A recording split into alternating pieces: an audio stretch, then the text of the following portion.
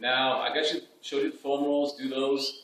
You're gonna be a little bit warmer now, so then you can move right into your stretches. This first one right here, this is gonna be your basic hip flexor stretch.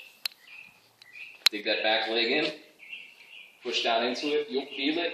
You'll feel it on your back leg, on the upper part of the glute, coming up. The front leg, you'll feel it coming right across the top right here. If you want to get a little bit more of a stretch, you can open your leg out a little bit more. Come down into it.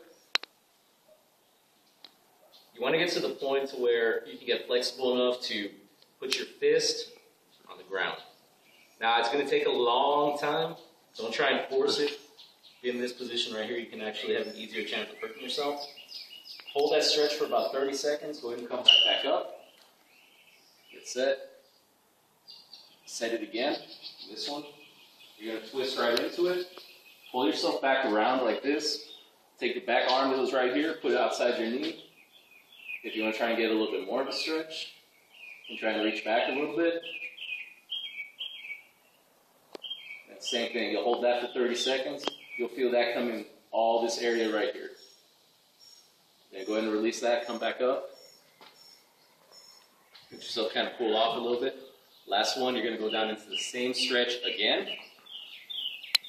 Now this one is actually going to be the most difficult of the three. Take this arm, bring it in, and then straight back up. When you squat back into it, this leg right here is going to pretty much stiffen up from the knee all the way to here.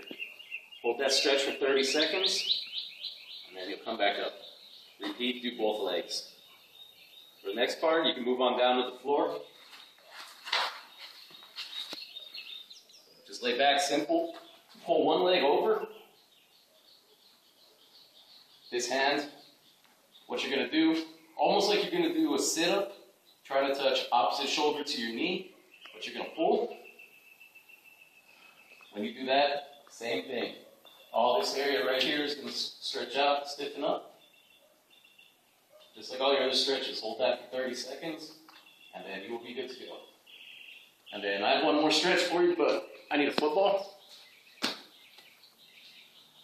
Now, where we've been stretching the outer part, this is going to stretch the inner part right here. So, cross your ankle over your knee like that. Only as far down as you're comfortable. Drive it down. Find the point where you're going to be the most sensitive, or I shouldn't say most sensitive, where you feel the most stretch. Hold it there for 30 seconds.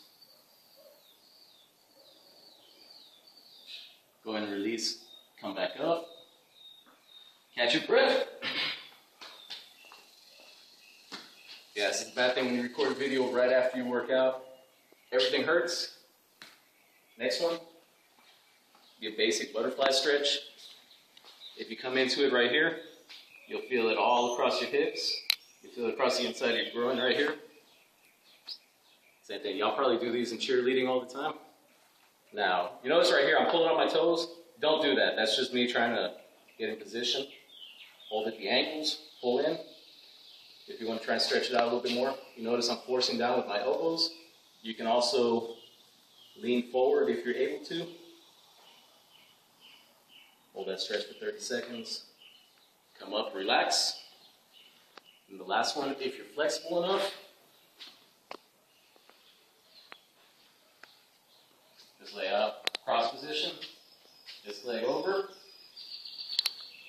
Try and touch your right leg to your left hand while keeping your right shoulder on the ground. Go ahead and let your weight do the stretching for you. Just sit back into it, give it about, same thing, about 30 seconds.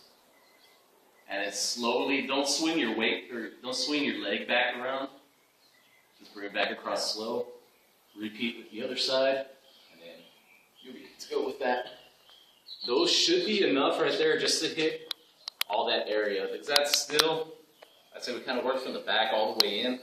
You want to try and keep everything right there as loose and just keep it from kind of stiffening up on you. I'll send you another video right now. I'm going to show you a few other things you can do during your warm-up. So once again, if you have any questions, text me. Another thing, like I said with the foam rolling, try and do it at least once every day. even on your off days, foam roll and stretch. If you can do it in 10, 15 minutes, that's even better.